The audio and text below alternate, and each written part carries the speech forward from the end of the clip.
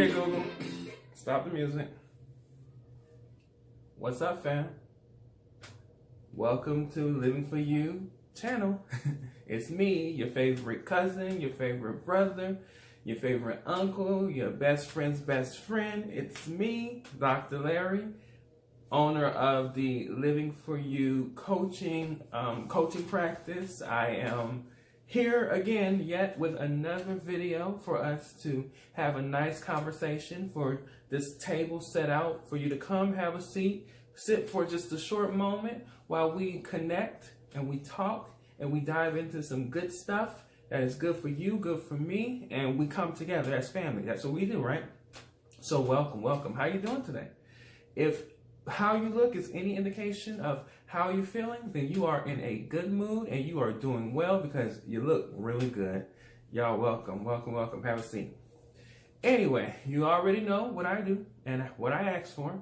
I just ask for subscriptions. So go ahead and subscribe, hit that subscribe button, click that notification bell so that you know exactly what I am putting out there, when I put it out there. You guys know I put out content twice a week on Monday and on Thursday. I do my best to keep it consistent, so just expect that bell to go off so that you know that I have released something. I also would like you to leave comments. There's a whole comment section down there for you to leave comments, and I take the good or the bad. I will respond to all of them almost if I feel they're worth my response. If not, I won't put too much energy or interest into them. But leave comments. Feel free to leave comments for suggestions. I already have gotten some, so we'll look into adding some of those suggestions and those comments into future videos. Also, if you want to follow me, you can go to Instagram, Facebook, Dr. Larry Smith. I am there. Oh, by the way, new people, hi. I'm Dr. Larry Smith. I am a certified master life coach. My specialization is in African American males from the ages of 18 to 40 who are dealing with some sort of trauma in their lives that may have happened in the past that they are not fully healed from. Our goal here on this channel from me and my practice is to help them heal with that trauma, deal and heal with that trauma. So welcome to new visitors. Also, remember, if you want to know more about the business, you can go to www.liveforyoucoaching.com. Anyway, all that stuff aside, welcome nevertheless to new family, to old family, to consistent following family. I love all of you. Welcome. Anyway, today is going to be pretty good because we're going to actually talk about emotions. That's why you had the emotions playing in the background. Today we deal with black men and emotions. And actually the interesting thing is historically, black men have been encouraged by family, by themselves, mentally, by society, to really hold back from expressing emotion. That has kind of been our thing, you know, don't express too much emotion, simply because in our minds, the way we see it is that boys don't cry, women are expected to show emotions. If you show emotions, you're being a sissy or you're being over effeminate. And so for us, we've been told kind of to just hold emotions in. And of course, that comes from a number of things. More prominently, obviously, the institution of slavery has an impact on black male emotional ability and how we were taught through that experience and passed down for generations of generations on how to deal with it. Slavery in itself attempted to emasculate black men. And there were many practices and things that worked as an emasculation process for black men. And so anything that feels close to that, there's a trigger. You know, there is a kind of an oversensitivity amongst black men when it comes to certain things that they feel are emasculating them or that could have a potential of emasculating the black man. And that comes from slavery.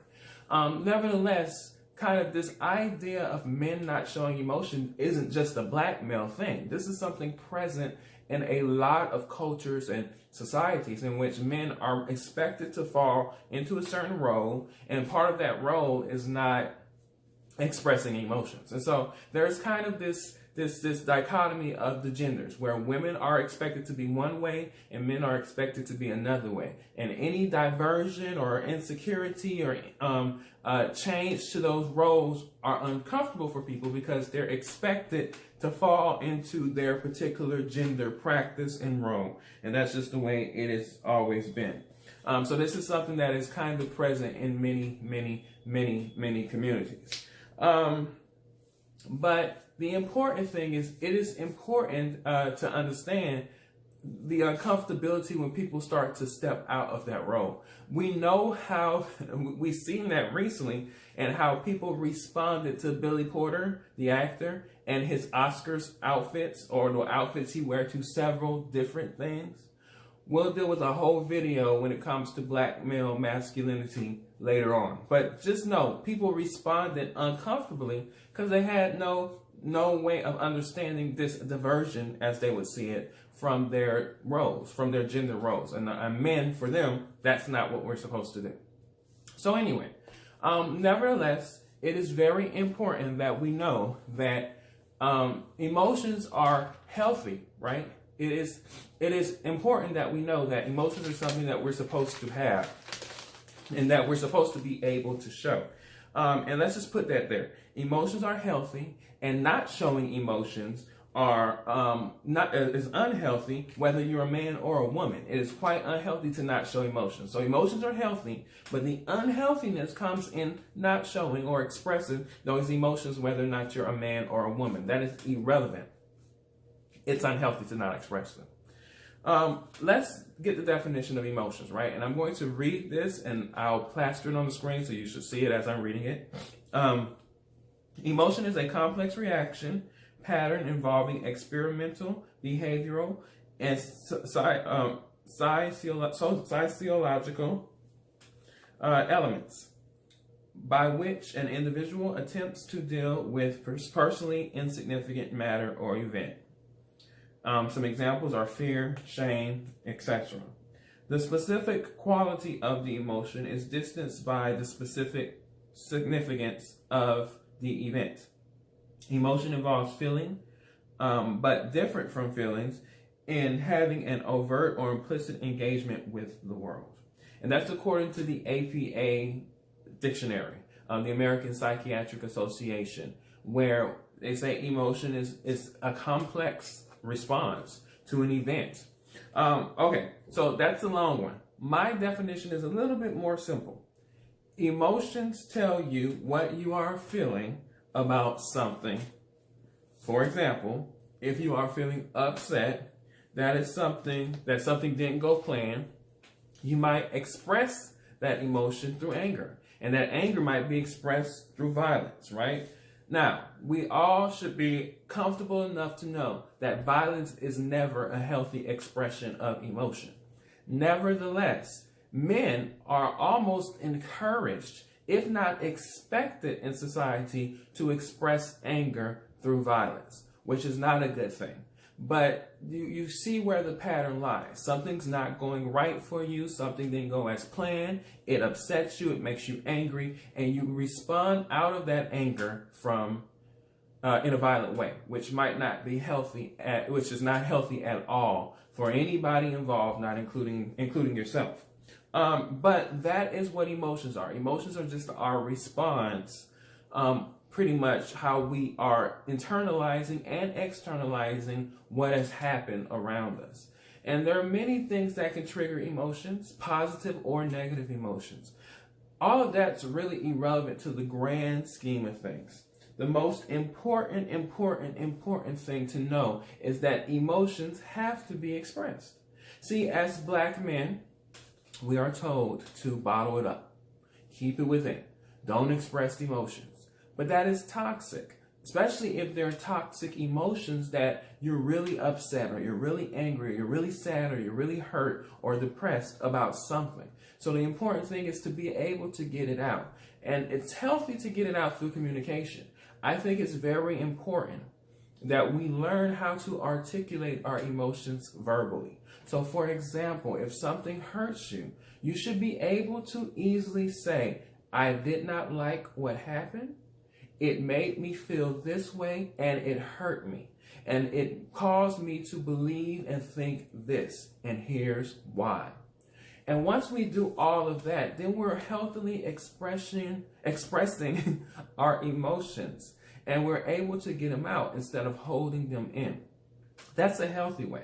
A non-healthy way would be through violence. If something didn't go your way and you responded aggressively, attacking someone physically or even verbally, you're not healthily expressing that emotion in a way to where it's even relevant and it matters to the world. You're being more of a nuisance or a danger to someone as opposed to trying to resolve the problem. And a lot of times we get caught up in our emotions, whether we're male or female, and we're not really working to resolve the problem. The problem becomes the emotion and our response and actions based on that emotions. And then we're far from what the problem is, and the problems never get resolved. And that is something I see hugely happening in society today, that people get to the emotional part of a situation, and it becomes so important to look at the emotion and to deal with the emotion and to not even focus on the reason for the emotion, that people don't solve problems. They don't even solve the emotions. They just complain about the emotions. And it is a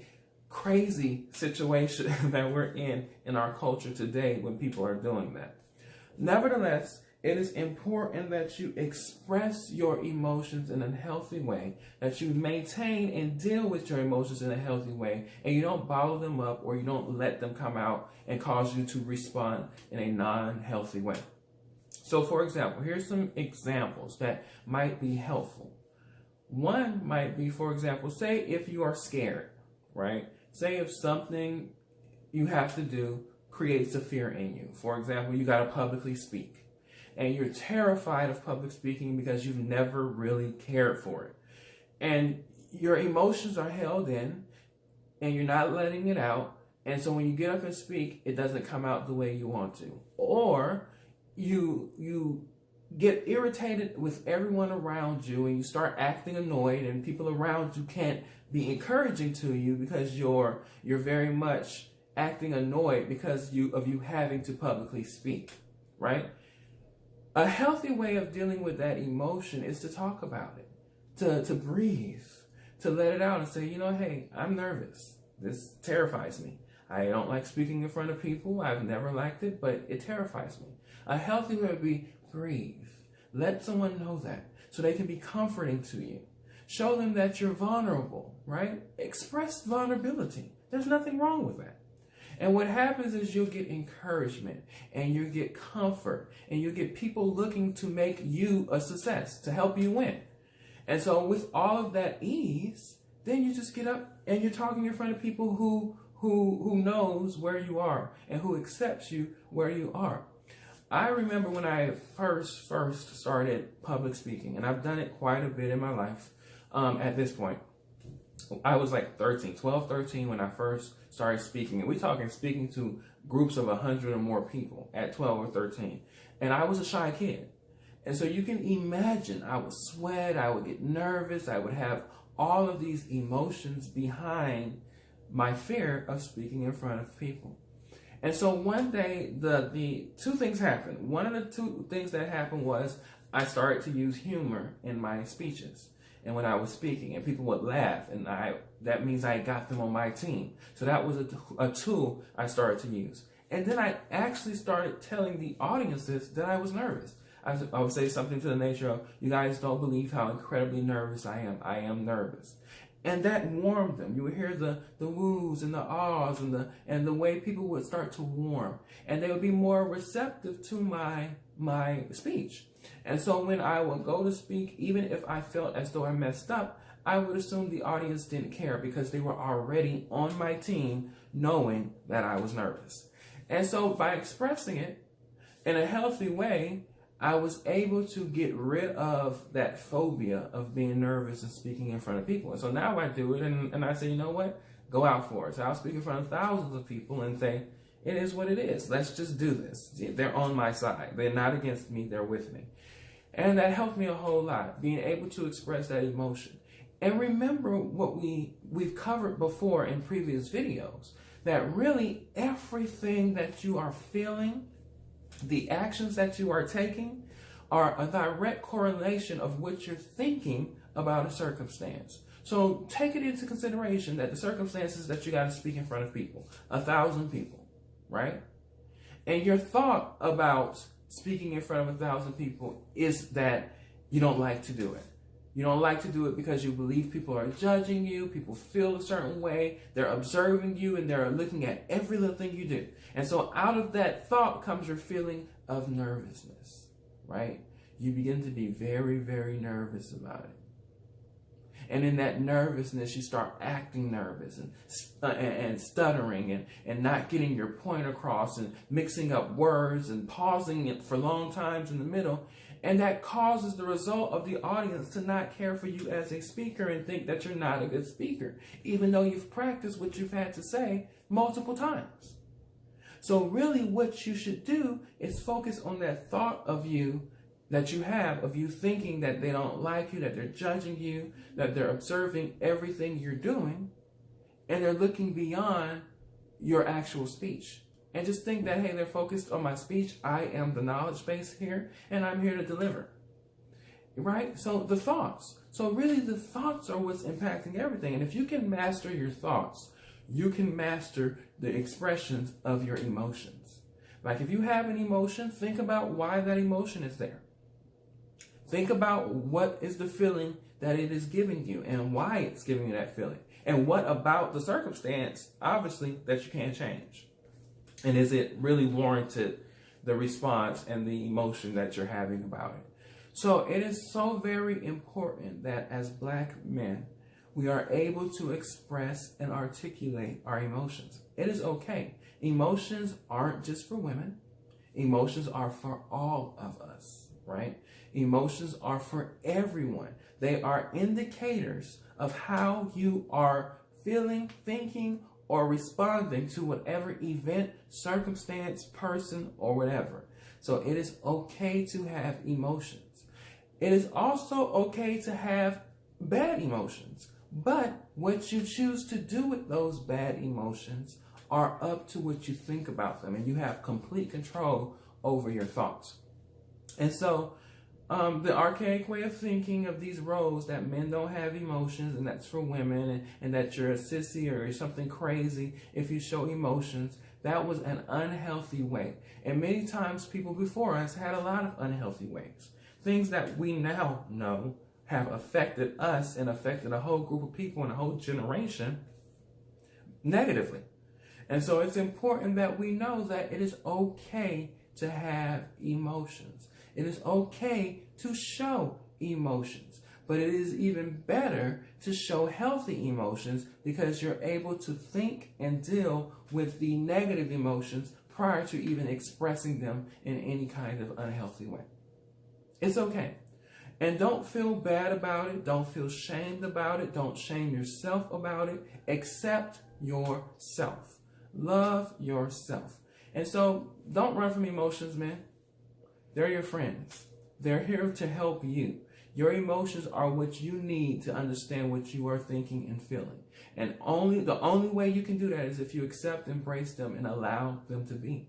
Don't be an emotionless zombie, because a lot of us have had that experience where we've had a father who doesn't show emotions, or we've had uncles, or the men around us who refuse to show emotions for whatever societal reasons and norms that they created. But at the end of the day, if we're here trying to be healthy people, from this point on, we're trying to be the best, the most healthiest, the most present that we can be. And what that requires is for us to show our emotions and to let them out. So that's it. That's it. Hopefully you got that conversation. You're now going to start managing and expressing and dealing with your emotions. But there's help you can get. If you need a coach, hey, reach out to me. Dr. Larry at liveforyoucoaching.com is my direct email. Or you can hit me up on social media, Instagram or Facebook at Dr. Larry Smith. We can communicate. You can leave a comment in the box and we can talk about it and come back for a part 2 and 3 of how to manage and effectively deal with our emotions. Because I will do that. I'm going to have conversations about different kinds of emotions and unhealthy and emotions that might be a little indulgent and all kinds of things. We're going to have those conversations. But just know on the base level that emotions are okay. There's nothing wrong with expressing them. There's nothing wrong with having them. That's not unmasculine or not manlike to express and to have emotions. I think it is actually mature, emotional maturity to be able to dive in and express and accept your emotions. So anyway, reach out. I love you. You know we will be here, same time, same place, twice a week. I look forward to sitting at the table with you, fam. And brother, remember, it's okay to express emotions. And I look forward to seeing you in the next video.